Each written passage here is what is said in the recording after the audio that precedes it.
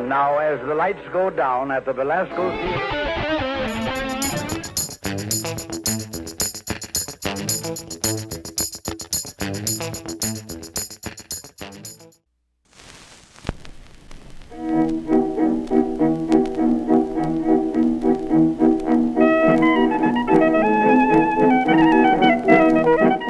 The process of preservation and technological continuity is critical to our job as carriers of tradition and culture.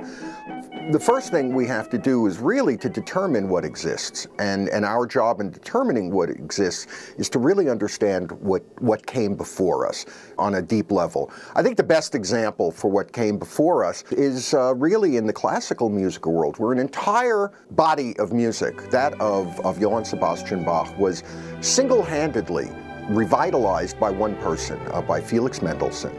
And this whole thing of creating a powerful continuity of past and present is the model that we as archivists and preservationists undertake. So that's really the critical form. What came before us? How can we create a bridge from the earlier era through contemporary technology and delivery systems to a completely new generation, so that that culture and that literacy can be interpreted by a new generation? John Philip Sousa, who was the first great star of early recordings, hated recordings. In fact, he coined the term canned music. He saw this as a degradation of culture, of us as a society.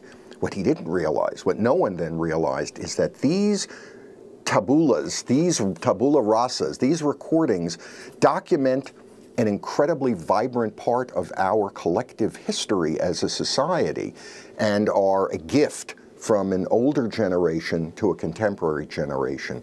The process whereby we actually do the archaeological work of determining what exists happens through a variety of received media. For example, we go through old record catalogs that were published at the time in order to sell the recordings.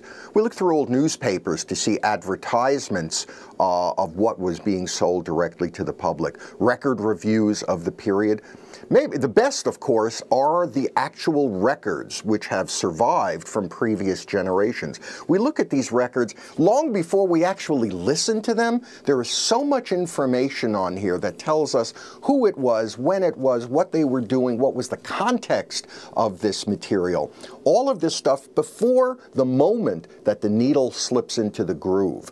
So we create an entire biography of these recordings, and then the researcher is armed with a deep context to understand how to approach the recording and then to frame it in a way to understand what was the original intention, and then to do the necessary subsequent work of interpreting this music as part of a scholarly and musicological pursuit. I think regardless of which archives, which library, which collection we're talking about, processes are very much the same. That is, one collects the recordings and creates a process whereby they are preserved and transferred for the subsequent generations. Here's the thing, that we know that with each change in technological innovation, the previous era of technology is shunted aside. There's probably, I would guess, maybe only 40% of recordings that were made on cylinders or 78s, which were then commercially reissued onto new technologies, LPs, and then subsequently to CDs. That's the consideration of commercial interests. Libraries and archives cannot make that sort of judgment. Our job is to preserve the entire corpus of the previous generation of technology in order to make it available to future generations. How is this accomplished? Again, this is a pretty standard procedure. A record shows up in an archives, and the determination first is made to create a catalog, taking all of the information from the label that allows us to then find that recording. Record is then prepared for the transfer process. The record is cleaned. The proper sized stylus, which will fit into the groove, enabling us to read out the information that is housed in these grooves, is critical. The better the transfer from the original recording to a new medium means that you could then prepare that record for an easy listening for the subsequent user.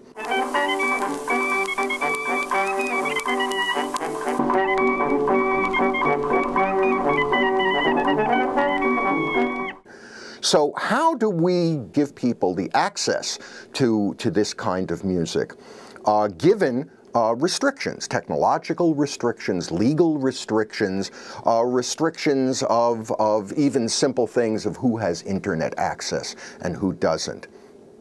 Libraries and archives are in the forefront of coming up with policies which challenge issues of micromanaging these materials, where in fact all of these recordings, everything that was recorded and issued to an American listening public, is part of our national heritage and something that is critical to us as a people if we expect to be informed, if we expect to be really insightful about who we are as a society. In some ways, the technological issues which face the preservation and transmission of these recordings to the new generation are simple, because it's just technology. The real problem comes in determining ownership of these recordings. Originally, these recordings, overwhelmingly, were the domain of commercial record companies. They would hire a particular performer to come in, pay them, it's called a work for hire, and then the record company would own that recording. Most of these record companies went through dozens and dozens of owners over their long business lives. So the issues of ownership become a little murky. And in the United States, copyright laws have been, though created in the earliest days during the post-Revolutionary War period, to protect the creator of a particular innovation. Copyright has subsequently come to protect not the creator of the art, but of the mechanical reproduction of that art. So we become sort of derailed from its original intention about the artist who created this work, and instead to the business aspect that owns it. The history of commercial recording is a very forward-moving one. For the most part, record companies did not live off their vaults. They didn't live off their accrued recordings. They constantly moved forward. Certain artists like Caruso were constantly kept in the catalog long after he died. He lived way beyond his actual life on Earth. It really wasn't until the 1950s that a grassroots mass movement of looking back at an entire genre of recorded music in an attempt to bring it fully formed from an earlier period into a contemporary period. This was people who were interested in New Orleans and Dixieland jazz, who really looked in the 1950s back to the 1920s and began as a grassroots movement to take those old records and to reissue them on new technology, which at that time was LPs, micro-groove records. Well, this was not the original idea of record companies. This was the fans, the carriers of the culture, the grassroots, the people who took the music into their lives on a visceral level. That really set a model for all other music communities, which started with jazz, then moved into early hillbilly music, early blues, early Broadway and vaudeville music. Our copyright laws in the United States are restrictive in that they do not allow free and open access for a variety of non-commercial uses for these materials. This has meant that an entire cadre of people have emerged whose job is to, in essence, liberate this music from the hold of restrictive access to returning it to its rightful place as part of our birthright as Americans with a lush and meaningful cultural history. we're now involved in an ongoing struggle of the democratizing not only of these materials, but to enable us as a society to gain access to these materials on an as-demand basis. Not for everyone to turn a buck on this, but this is part of our cultural literacy. If this is lost to us, then we lose an important part of who we are as a society. So it's hoped that with these major changes that have happened in the technology, with the internet, in essence, macro democratizing access, this will force a change in the more restrictive, ghettoizing interpretation of copyright law. It's the role of each generation to come to grips with the place and relationship of itself to the technology which it has at its disposal. The earliest generation of recordings were available to people through Nickelodeons. People would go to a place, put a nickel in, put on headphones, and have that singular relationship to a recording. Other places, restaurants, cafes, clubs, would play records for their patrons. When the technology was able to be put into people's homes, you really localized the relationship to the recording. Someone would buy a record, take it home, and could play it at any time. It's been determined that something like maybe 35 or maybe as much as 40% of previous technological media, let's say 78s, you know, sort of like this one, as much or as little as 40% have ever been transferred into successive technological media, which means that the vast majority of the culture of the previous generations is lost to us because we don't have a way of interpreting the information on those recordings. It's a huge, huge loss. So now we're at a point in terms of the overlapping of contemporary technology that we are capable of really creating more continuity between these earlier technologies and contemporary application of these. And I'm not talking just about the idea that we have better record players today than we did when Thomas Edison first invented it. I mean, back in the old days, you would play 78s with essentially a sewing machine needle. Today, the technology is far more accurate. We can hear stuff better on these old recordings than they could hear in the era which they were created.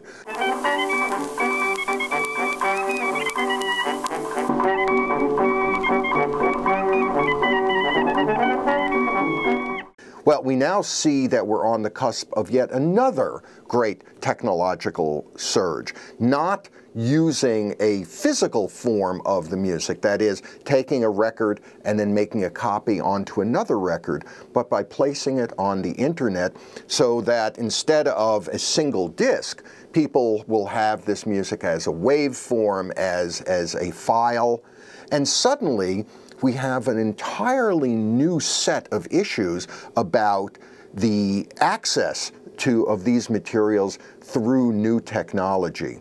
The most interesting element in this entire process of preservation and cultural continuity is how we ascribe a deep and lasting value to these materials. We think about it in its original context. These recordings, and again, any technology of that period, reflected a culture that was inventing itself. It was a popular culture that was coming out of this self-invention of American society. For the most part, popular culture is seen as a transient, disposable media.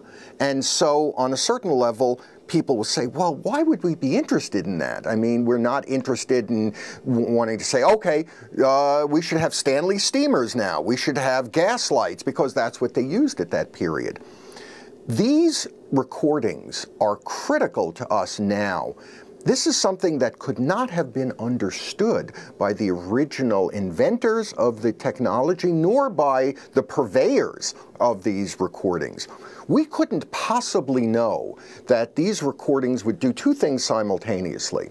They would preserve forever the sound of this culture as it invents itself and as it morphs into the future versions of itself.